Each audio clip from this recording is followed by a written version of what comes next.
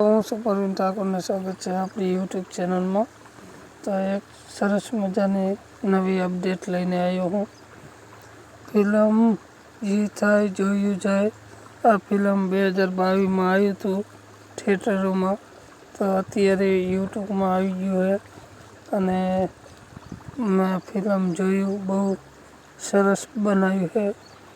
આમાં આ પિક્ચર જોવી એટલે બહુ સમજમાં લાયક છે. આ પિક્ચર કે જેવી પરિસ્થિતિ આવે છે બધું આ ફિલ્મ જોવો એટલે બધું સમજાવે છે આમાં તમને. અને જોરદાર અને કહાની છે. મને તો બહુ મસ્ત લાગ્યું.